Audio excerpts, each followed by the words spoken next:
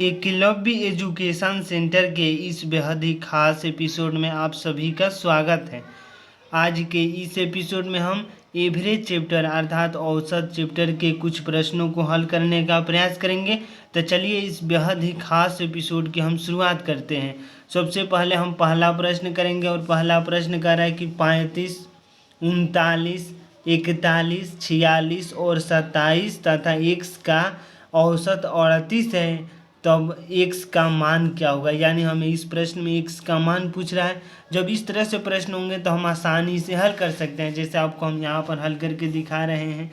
यानी पहला प्रश्न है और यह प्रश्न कर रहा है कि 35, इसके बाद है 39, 35, 39, 41, 46 है, इसके बाद है 27 तथा x का जो औसत है, यानी x का औसत है का औसत बराबर में दिया है, औसत बराबर में दिया है 38। यानी 38 हमें x का यानी इन संख्याओं का औसत हमें मालूम है और औसत बराबर यानी औसत 38 बराबर हम लिख सकते हैं। औसत बराबर होता है दी हुई संख्याओं का अपन दी हुई संख्याओं की योग अपन संख्या, यानी इनकी संख्या कितनी है। यानी हम कह सकते हैं कि 35 plus 39 plus 41 plus 46 plus 27 plus x, यानी हम ऐसे भी लिख सकते हैं।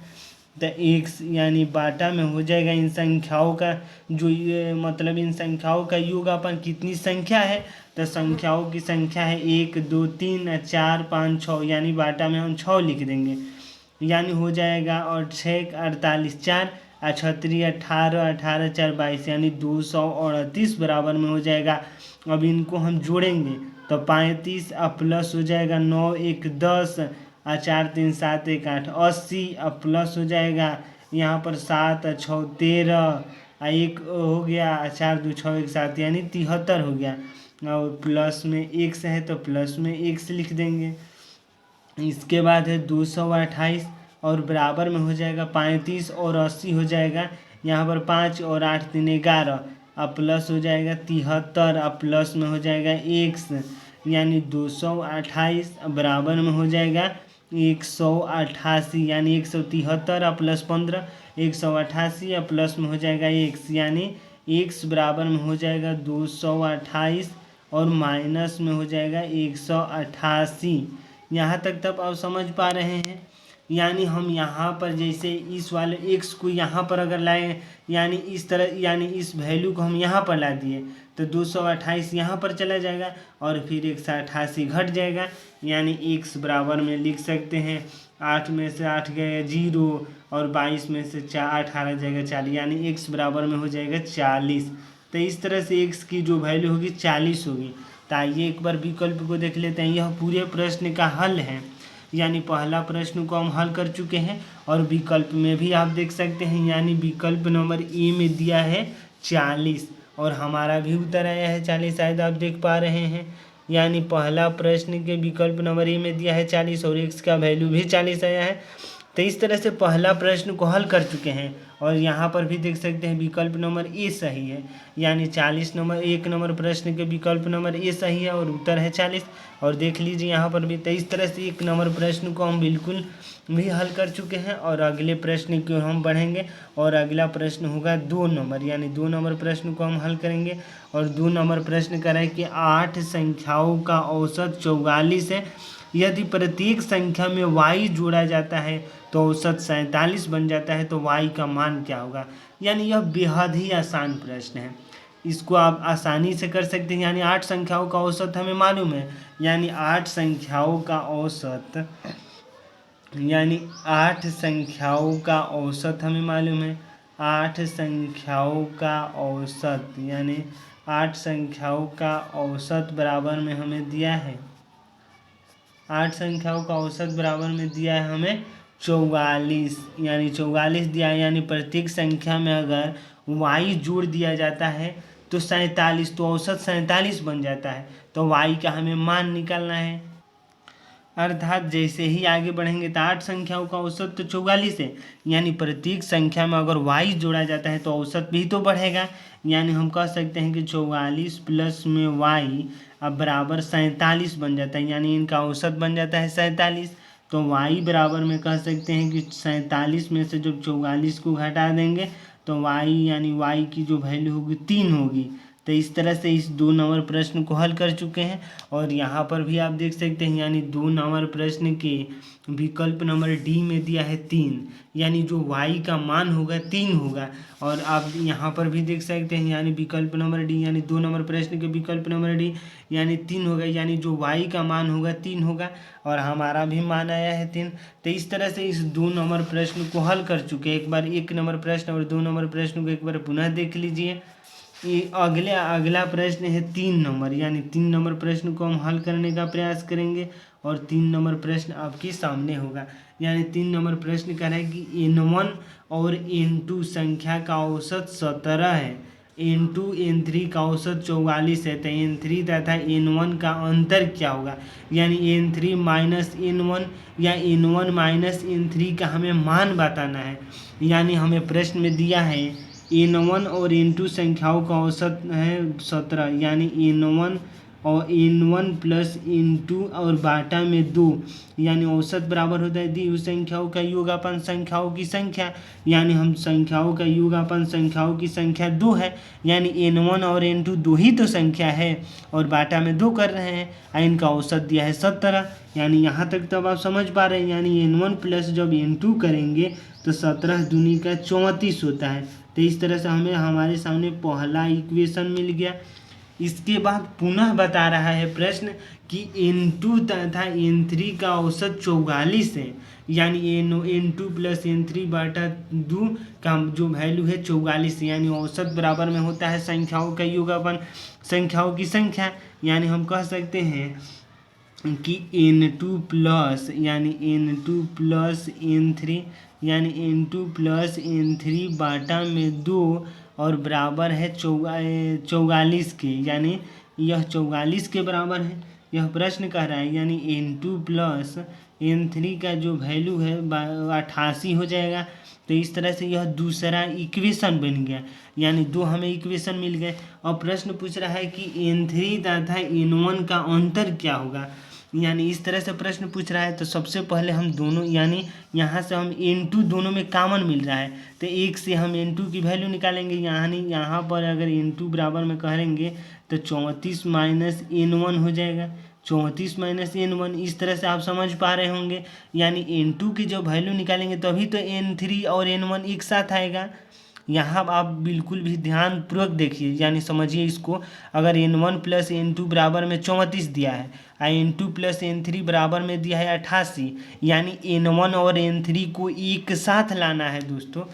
तो जब n1 और n3 को एक साथ लाने की जब हम प्रयास करेंगे तो निश्चित तौर पर n2 की वैल्यू एक में से हम निकालेंगे, यानी किसी भी में से निकाल सकते हैं, इसमें से या इसमें से।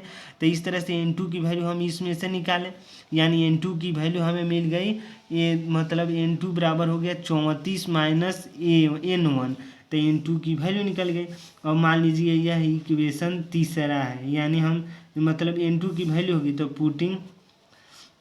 तो हम पुट कर देंगे जैसे n2 की वैल्यू, यानी n2 प्लस n3 यानी n2 प्लस n3 बराबर में हो जाएगा 88। तो n2 की वैल्यू हम यहाँ से अगर पुट करते हैं तो 44 अब माइनस n1 प्लस n3 और प्लस n3 है और बराबर में 88 दे दिया है, यानी जैसे n3 माइनस n1 अब प्लस n3 और बराबर में हो जाएगा 88 माइनस 34। यहाँ तक तब आप समझ पा रहेंगे, यानी n3 माइनस n1 कह सकते हैं। इसको हम अलग यहाँ पर ला दिए क्योंकि यह पहले ही माइनस था, तो इसलिए n3 या माइनस n1 यहाँ पर किसी भी प्रकार से हम परिवर्तन कोई नहीं किए हैं। यानी 88 4 में से 4 गया 4 और 8 में से 3 गया 5, यानी n3 माइनस n1 का जो वैल्यू होगा 54 होगा, यानी n3 और n1 के बीच का जो अंतर होगा 54 होगा। तो एक बार आप विकल्प में भी देख सकते हैं, यानी 3 नंबर प्रश्न के विकल्प नंबर डी सही है, यानी n3 और n1 का जो अंतर है 54 है। और यहाँ पर भी देख सकते हैं। तो इस तरह से 3 नंबर प्रश्न को हम हल कर चुके हैं, यानी यहाँ पर भी देख सकते हैं 3 नंबर प्रश्न के विकल्प नंबर डी दिया है, यानी विकल्प नंबर डी इसका सही है। तो इस तरह से 3 नंबर प्रश्न को हम हल कर चुके हैं। पुनः हम अगले प्रश्न की ओर बढ़ेंगे। एक बार पुनः देख लीजिए 3 नंबर प्रश्न को। यानी 3 नंबर प्रश्न है आपके सामने, इसके बाद है 4 नंबर प्रश्न, और 4 नंबर प्रश्न को हम हल करने का प्रयास करेंगे। यानी 4 नंबर प्रश्न कह रहा है कि यदि 6 लगातार सम संख्याओं का औसत 11 है तो उनमें से सबसे छोटी संख्या क्या होगी। यानी 6 लगातार सम संख्याओं का औसत हमें 11 दिया है, तो उनमें से सबसे छोटी संख्या क्या होगी। यानी इस तरह से प्रश्न है। तो चलिए इस प्रश्न को हम हल करते हैं। यानी सबसे पहले 6 लगातार सम संख्याओं का जो औसत 11 दिया है, यानी 6 लगातार सम संख्याओं का योग हमें निकालना होगा। यानी 6 लगातार सम संख्याओं का योग, सम संख्याओं का योग बराबर में हो जाएगा, सम संख्याओं का योग बराबर में हो जाएगा 6 गुणे 11। यानी इसलिए 6 गुणे 11 हो जाएगा क्योंकि औसत बराबर होता है दी हुई संख्याओं का योग अपन संख्या। यानी वह कितनी संख्या है, तो निश्चित तौर पर जैसे ही दी हुई संख्या यानी संख्याओं का योग हमें नहीं मालूम है, तो जब योग निकालेंगे तो जो बाटा में संख्या रहेगी, जो औसत रहेगा, उसमें गुणा हो जाएगा। यानी 6 गुणे 11 हो जाएगा। यानी हमें जो 6 सम संख्याओं का जो लगातार 6 सम संख्याओं का जो योग होगा 66 होगा। एक बार हम पुनः दिखा रहे हैं। यानी औसत बराबर में होता है, औसत बराबर में होता है संख्याओं का योग और बाटा में होता है संख्या। यानी इस तरह से होता है। जब हमें संख्या मालूम है कि 6 ही संख्या है, तो जब योग निकालेंगे तो इस तरह से गुणा हो जाएगा, यानी औसत गुणे संख्या हो जाएगा। और यही कार्य हम यहाँ पर किए हैं। यानी औसत बराबर संख्याओं का योग अपन संख्या, यानी संख्या गुणे जब औसत करेंगे तो संख्याओं का योग हमें मिल जाएगा। और वही कार्य करके हम ला दिए हैं 66। यानी 6 संख्याओं का जो योग हो जाएगा 66 हो जाएगा। इस तरह से अब आगे प्रश्न कह रहा है 6 संख्याओं का योग 66 है, यानी मतलब योग मिल गया, तो उनमें से सबसे छोटी संख्या क्या होगी। यानी हम लगातार 6 सम संख्याओं का जब लगातार 6 सम संख्याओं का योग 66 होना चाहिए। यानी अगर पहली संख्या x है तो मान लेते हैं दूसरी संख्या x+2 होगी, क्योंकि x+2 करेंगे। यानी मान लीजिए यह 2 है, x की वैल्यू 2 है, तो x+2 करेंगे तो 4 होगा। यानी यह भी तो सम संख्या, यानी हम सम संख्याओं की ही कल्पनाएं करनी है। यानी अगली संख्या हो जी x+4, यानी x+4 हो जाएगा अगली संख्या। इसके बाद हो जाएगा x+6, इसके बाद हो जाएगा x+, यानी इसके बाद रुकिए 1 मिनट, यानी इसके बाद हो जाएगा x+6 के बाद x+8 हो जाएगा। और इसके बाद यानी 2, यानी संख्याओं कितने हुई 3 और 3 2 5, और यहाँ पर हो जाएगा x+10। यानी हम लगातार 6 सम संख्याओं को लिख चुके हैं। यानी पहला मान लेते हैं यह 4 है, तो 4 + 2 6 हो जाएगा। यहाँ पर 4 यानी 1 2 3 4 5 6, यानी लगातार 6 सम संख्याओं को लिख चुके हैं और बराबर है 66 के। यानी इन संख्याओं का जो योग बराबर है 66 है। यानी इन सभी संख्याओं का जो योग है 66 के बराबर है, यानी इनकी वैल्यू 66 है। यहाँ पर आप समझिए x की वैल्यू हमें ऐसे ही सोचना है। यानी अगर x का वैल्यू 1 होगा तो 1 + 2 3 हो जाएगा, तो यह तो विषम संख्या बन जाएंगे। लेकिन हमें जो x की वैल्यू होगी, जो x बराबर हम कह सकते हैं कि x बराबर हमें सम संख्या ही सोचना है। x बराबर एक सम संख्या है और वह सम संख्या कोई भी सम संख्या हो सकती है। तो इसलिए हम आपके डाउट ना हो, इसलिए हम यहाँ पर सम संख्या लिख दिए हैं। यहाँ पर हो जाएगा 1x 2x 3x 4 5 6, यानी 6x।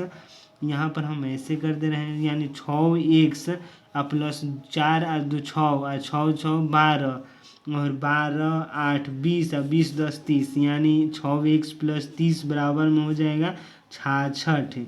और यहाँ पर 6x बराबर में हो जाएगा 66 - 30, और जैसे ही 66 - 30 का वैल्यू होता है 36, यानी 6x बराबर में हो गया 36। 6x बराबर में 36, तो x बराबर में हो जाएगा 6, यानी x की वैल्यू हमें मिल गई 6। और सबसे छोटी संख्या की पूछ रहा है प्रश्न, यानी यह 4 नंबर जो प्रश्न कर रहा है कि सबसे, यानी तो उनमें से सबसे छोटी संख्या क्या होगी। यानी सबसे छोटी संख्या यही होगी, यानी x होगा। यानी पहला वैल्यू x ही होगा और x का वैल्यू आया है 6, यानी जो सबसे छोटी संख्या होगी 6 होगी। तो यहाँ पर भी हम यहाँ पर लिख सकते हैं कि सबसे छोटी संख्या, यानी सबसे छोटी जो संख्या होगी, सबसे छोटी संख्या बराबर में हो जाएगा 6, यानी सबसे छोटी संख्या बराबर में हो जाएगा 6। तो इस तरह से हम इस प्रश्न को हल कर चुके हैं। यानी जो 4 नंबर प्रश्न का जो उत्तर होगा 6 होगा।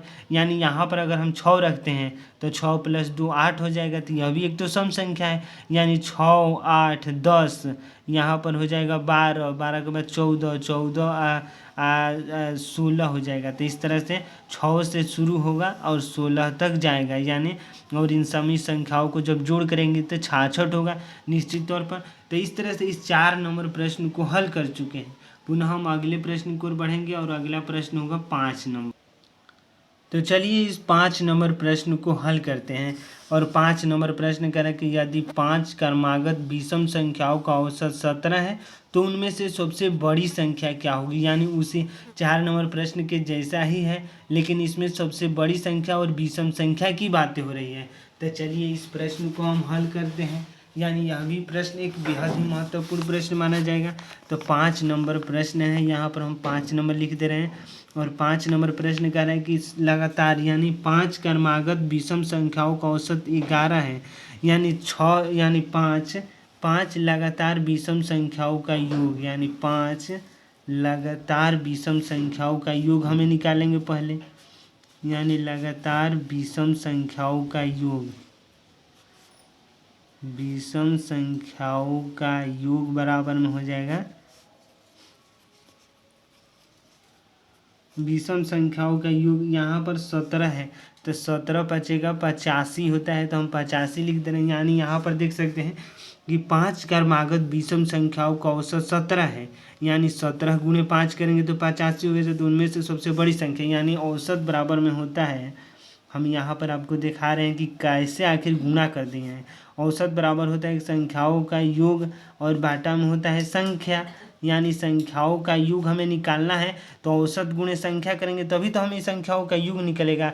तो यहाँ पर 17 है और यहाँ पर 5 है, यानी संख्याओं की संख्या 5 है। तो 17 गुणे 5 यानी योग बराबर 85। तो यहाँ तक तो आपको किसी भी प्रकार की दिक्कत नहीं होगी। यानी अब कह रहा है कि तो बड़ी संख्या क्या होगी, यानी बड़ी संख्या पूछ रहा है। तो मान लेते हैं कि x और दूसरी संख्या है x + 1। यानी मान लीजिए अगर x की वैल्यू अगर 1, यानी हमें x की वैल्यू एक विषम सम संख्या ही सोचना है। यानी x की वैल्यू हमें सम संख्या सोचना है, यानी विषम संख्या पूछ रहा है। तो यानी यहाँ पर अगर हम 2 लेते हैं, यानी यहाँ पर जैसे यहाँ पर 2, यानी यहाँ पर 2 जोड़ना है तो x बराबर जो होगा एक विषम संख्या होगा। यानी यहाँ पर 1 तो 1 2, यानी x बराबर हम समझ सकते हैं कि विषम संख्या होनी चाहिए। यानी x की जो वैल्यू होना चाहिए एक विषम संख्या ही सोचना चाहिए। यानी x की अगर वैल्यू हम 1 लेते हैं तो 1 1 2 यानी 3 हो जाएगा। तो इसी तरह से होगा, यानी x की वैल्यू निश्चित तौर पर विषम लेना है, सम संख्या नहीं सोचना है। यानी दूसरी जो तीसरी संख्या होगी x प्लस हो जाएगी, यानी 1 और यहाँ पर जोड़ देंगे, यहाँ पर हो जाएगा 4। यानी यहाँ अगर हम मान लेते हैं 1 है तो 1 2 3, और फिर यहाँ पर 1 3 और 1 4 हो जाएगा। तो इसी तरह से 4 जोड़ेंगे और यहाँ पर x प्लस हम 6 जोड़ेंगे, यानी 5 जोड़ेंगे तो यह सम संख्या बन जाएगी। इसी प्रकार x प्लस हम 8 जोड़ेंगे, क्योंकि अगर यहाँ पर 1 है तो 8 जोड़ेंगे तो 9 हो जाएगा। तो 9 एक विषम संख्या है। और इसी प्रकार x प्लस हम 10 जोड़ेंगे, यानी यहाँ पर 3 और 3 6, यानी यहाँ पर 5 संख्या की ही कल्पना करनी, यानी 5 संख्या ही लेना है। यानी अगर पहला संख्या मान लेते हैं 1 है, यहाँ पर विषम संख्या लेना है, x की वैल्यू जो होगी विषम संख्या ही निश्चित तौर पर सोचना है। यानी अगर मान लेते हैं यहाँ पर x की वैल्यू 1 है तो 1 + 2 यानी 3 हो जाएगा, और फिर 1 + 4 5 हो जाएगा, 1 + 6 7 हो जाएगा, 1 + 8 9 हो जाएगा। तो इस तरह से इनका जो योग है 85 है, यानी 85 है। तो इस तरह से कह सकते हैं कि 5x प्लस में हो जाएगा 4 2 6, और यहाँ पर हो जाएगा 4 2 6 6 6 12 12 8 20, यानी 20 और बराबर है 85 के। यानी इन संख्याओं का जो योग है 85, यानी 5x बराबर में कह सकते हैं कि 65 हो जाएगा, और x बराबर में हो जाएगा 13 5 का 65। यानी हमें x की वैल्यू मिल गई। और सबसे छोटी वैल्यू पूछता है, यानी सबसे छोटी जो वैल्यू होती, यानी सबसे छोटी जो संख्या होगी 13 होगी। यानी 13 और 13 में 2 जोड़ेंगे तो 15। और सबसे बड़ी संख्या यानी यहाँ पहली संख्या 13 होगी, इसके बाद दूसरी संख्या 15 होगी, तीसरी संख्या 17 होगी, चौथी संख्या 19 होगी और पांचवी संख्या 13, 8, 21 होगी। यानी इस तरह से हमें 5 संख्याओं मिल गई और इन सभी का जो जोड़ है यानी निश्चित तौर पर इनका जो योग है यानी योग बराबर में हो जाएगा 85। इन सभी संख्याओं को अगर एक बार पुनः जोड़ते हैं तो निश्चित तौर पर 85 होगा। यानी सबसे छोटी संख्या यही है और सबसे बड़ी संख्या 21 है। यानी सबसे बड़ी संख्या 21 है, सबसे छोटी संख्या 13 है। तो इस तरह से आइए प्रश्न को देखते हैं। प्रश्न कह रहा है 5 नंबर प्रश्न में कि सबसे छोटी यानी 5 नंबर प्रश्न है कि सबसे बड़ी संख्या क्या होगी। यानी सबसे बड़ी संख्या 21 होगी। यहाँ पर भी देख सकते हैं यानी सबसे बड़ी संख्या 21 है। तो इस तरह से यह 5 नंबर प्रश्न का पूरा हल है आपके सामने। यानी 5 नंबर प्रश्न को हल कर चुके हैं। और सबसे छोटी संख्या अगर प्रश्न पूछता है तो 13 होता, और सबसे बड़ी संख्या प्रश्न पूछ रहा है तो 21 है। और विकल्प नंबर डी में दिया है 21। यानी अच्छी तरीकों से हल कर चुके हैं। और आइए एक बार उत्तरमाला को भी देख लेते हैं। और उत्तरमाला में दिया है 5 नंबर प्रश्न के विकल्प नंबर डी, यानी विकल्प नंबर डी में दिया है 21। यानी आप देख सकते हैं इस तरह से 5 नंबर प्रश्न का विकल्प नंबर डी सही है और यहाँ पर भी विकल्प नंबर डी में 21 दिया है। तो इस तरह से इस 5 नंबर प्रश्न को हल कर चुके हैं। पुनः हम अगले प्रश्न की ओर बढ़ेंगे पूरी ताकत के साथ। और अगला प्रश्न होगा 6 नंबर, और 6 नंबर प्रश्न को हल करने का प्रयास करेंगे। और 6 नंबर प्रश्न करें कि 8 के पहले 4 धनात्मक गुणकों का औसत क्या होगा। यानी 8 के पहले 4 धनात्मक गुणकों का औसत, यानी 8 का पहला गुणक यानी 8 गुणे 1 करेंगे तो 8 ही होगा, 8 गुणे 2 करेंगे तो 16 होगा। यानी यहाँ पर हम करें कि 8 गुणे 3 करेंगे तो 24 हो जाएगा, और 8 गुणे 4 करेंगे तो हो जाएगा 32। यानी 8 के पहले 4 गुणकों को हम लिख चुके हैं। यानी एक बार पुनः बता रहे हैं, यानी 8 गुणे 1 करेंगे तो 8 होगा, और 8 गुणे 2 करेंगे तो 16 होगा, 8 गुणे 3 करेंगे तो 24, और 8 गुणे 4 करेंगे तो 32। तो इस तरह से 8 के पहले 4 गुणकों को आपके सामने हम रख चुके हैं। और प्रश्न के अनुसार कह रहा है यानी 8 के पहले 4 धनात्मक गुणकों का औसत क्या होगा। यानी इनकी औसत बराबर में होता है, यानी यहाँ पर लिख सकते हैं कि औसत बराबर में होता है संख्याओं का योग अपान में संख्या। यानी कितनी संख्या, तो संख्या तो 4 है, यानी संख्याओं का योग और बाटा में होता है संख्या। यानी हम औसत बराबर में लिख सकते हैं, यानी इनका औसत जो होगा औसत बराबर में लिख सकते हैं कि संख्याओं का योग। यानी यहाँ पर हम लिखना चाहेंगे, थोड़ा आप भावनाओं को समझिएगा। यानी 8 + 16 + 24 प्लस 32 और बाटा में हो जाएगा 4, क्योंकि 4 ही तो संख्या है। तो इस तरह से औसत बराबर दी हुई संख्याओं का योग अपन संख्या, यानी औसत बराबर, यानी हम औसत यहाँ लिख रहे हैं ताकि मैथ का कॉपी नहीं है इसलिए। मतलब जैसे 16 24 40 40 40 80 हो जाएगा, यानी 80 बाटा में 4 हो जाएगा, और 80 बाटा 4 का मतलब होता है 20, और 20 चौका 80। तो इस तरह से 6 नंबर प्रश्न के विकल्प नंबर सी सही है। यानी ये जो औसत होगा 20 होगा, और यहाँ पर भी दिया है, यानी औसत के हम वैल्यू निकाल चुके हैं। यानी हम कह सकते हैं कि औसत बराबर जो होगा 20 होगा, यानी औसत हमें 20 मिल गया। तो इस तरह से 6 नंबर प्रश्न का विकल्प नंबर सी सही है। और यहाँ पर भी देख सकते हैं 20 आया है। आइए एक बार यहाँ उत्तरमाला को भी दिखा देते हैं। यानी उत्तरमाला में यानी 6 नंबर प्रश्न के विकल्प नंबर सी सही है। तो इस तरह से 6 नंबर प्रश्न को हम हल कर चुके हैं। पुनः हम अगले प्रश्न की ओर बढ़ेंगे। यानी अगला प्रश्न आपके सामने होगा 7 नंबर होगा। तो चलिए इस 7 नंबर प्रश्न को हम हल करते हैं। और 7 नंबर प्रश्न कह रहा है कि 45 छात्रों की कक्षा में कक्षा की औसत आयु 18 वर्ष है, 35 छात्रों की औसत आयु 15 वर्ष है, तो शेष 10 छात्रों की औसत आयु कितना होगा। यानी यह बेहद ही महत्वपूर्ण प्रश्न है। तो हमें 45 छात्रों की कक्षा की औसत आयु 18 वर्ष है, यानी हमें 7 नंबर प्रश्न कर रहे हैं। यानी औसत बराबर पहले लिखना होता है, यानी औसत बराबर में होता है संख्याओं का योग, और संख्याओं का योग अपान में होता है संख्या। यानी हमें संख्याओं का योग यानी औसत हमें मालूम है, यानी 45 छात्रों की कक्षा में औसत आयु 18 वर्ष है, जबकि हमें उनके आयु का योग हमें नहीं मालूम है, जबकि संख्या मालूम है 45, यानी छात्रों की संख्या 45 है।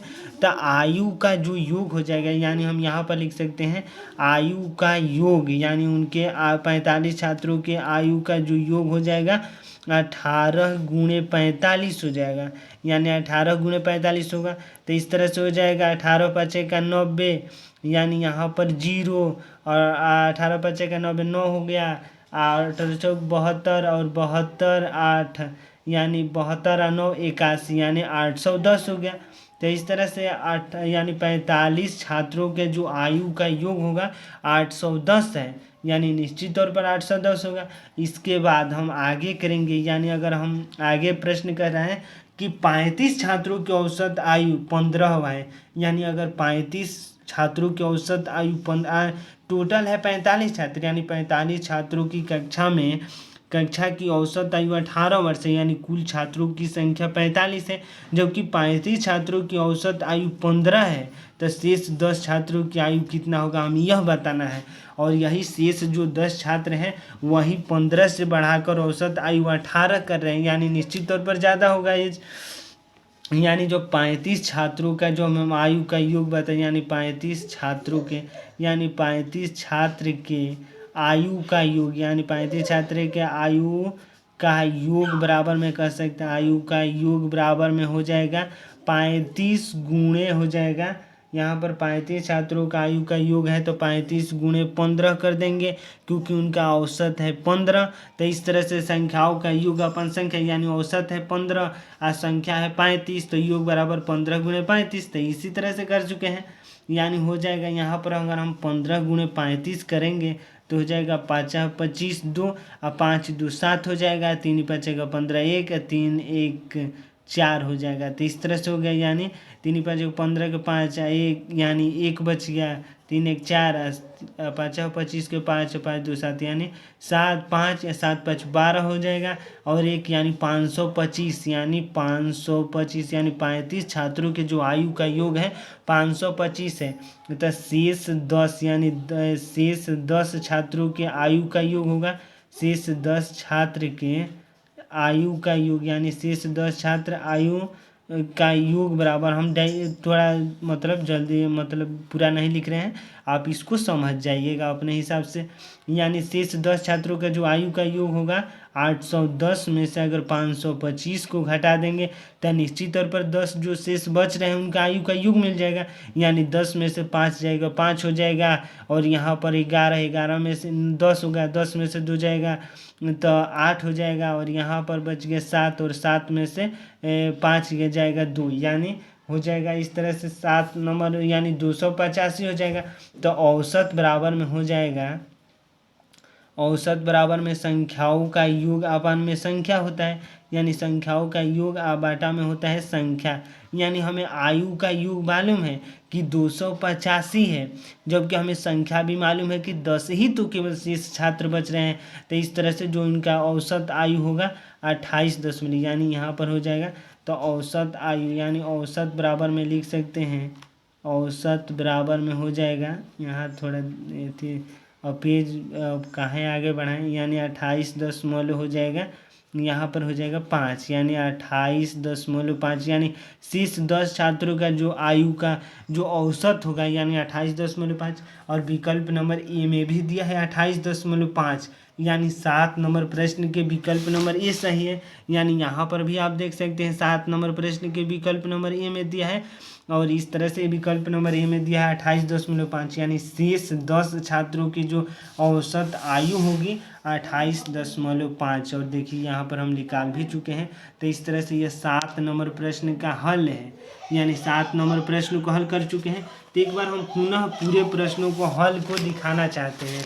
यानी देखिए औसत चैप्टर है और पहला प्रश्न से लेकर 7 नंबर प्रश्न तक हम हल कर चुके हैं। तो देखिए पहला प्रश्न का हल आपके सामने है, यानी पहला प्रश्न को पूरी तरीकों से हल कर चुके हैं। और यहाँ पर प्रश्न है, यानी पहला प्रश्न है, तो इस तरह से इस पहले प्रश्न को हल कर चुके हैं। इसके बाद है दूसरा प्रश्न में 3 उत्तर आया है। इसके बाद तीसरा प्रश्न है, तीसरा प्रश्न इस तरह से है, यानी अगर चौथा प्रश्न की बातें करेंगे तो चौथा प्रश्न का उत्तर 6 आया, यानी सबसे छोटी संख्या 6।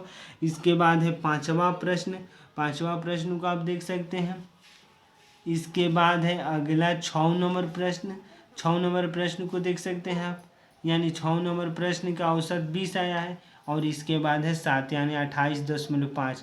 तो इस तरह से पूरे प्रश्न का आपके सामने हल है, यानी पूरे प्रश्नों को हल कर चुके हैं। और एक बार पुनः देख लीजिए, और यहाँ पर यह पूरे प्रश्न है, यानी इस तरह से प्रश्न है, पहला दूसरा, इस तरह से आप स्क्रीनशॉट भी ले सकते हैं। यानी 7 नंबर प्रश्नों तक हम हल कर चुके हैं।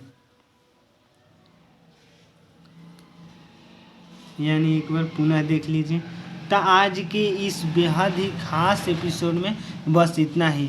अगर आप हमारे चैनल के साथ नए जुड़े हैं और वीडियो देखकर अच्छा महसूस कर पा रहे हैं, कुछ सीख पा रहे हैं इस वीडियो के माध्यम से, तो हमारे चैनल को कर दीजिए सब्सक्राइब, ताकि हमारे द्वारा अपलोड किया गया हर वीडियो आपके पास सबसे पहले पहुंच जाए। धन्यवाद, थैंक यू।